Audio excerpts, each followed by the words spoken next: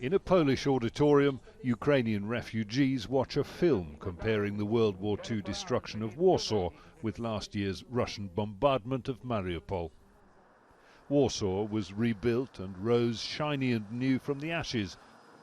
So too, the thinking goes, will Ukraine's devastated cities like Mariupol. On a guided tour of Warsaw later, where traces of the war still remain, some feel only faint hope. The Mariupol we had will never be the same. It'll be different. We cannot know how, but the life we had there will never return. That life was stolen from us. Hope is a common ingredient in the lives of Ukrainian refugees scattered the world over, a large proportion benefiting from the generosity of neighbouring Poland. But the warmth and safety of sponsored accommodation is no barrier to pain. March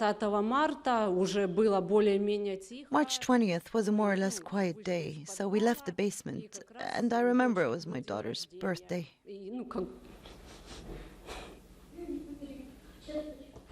Nor to the realization that what began as a temporary relocation could last much longer. And while there are those returning to safer parts of Ukraine, especially as winter lifts, many continue to flee the fighting in the south and east. Trainloads of newcomers arrive on Poland's eastern border almost every day. We sold everything just to have money to come across. You sold all your belongings? Yeah, even books. It was too hard. And here, only my mom. Since the war began, more than 8 million people have disembarked trains like this one from Ukraine, many of them going on to settle in countries all over the world, while Poland alone has taken in around 1.5 million, and this country's generosity now being sorely tested as the war goes on. In recent years, Poland has become infamous for its unwelcoming attitude to migrants from Africa and the Middle East trying to cross the border from Belarus.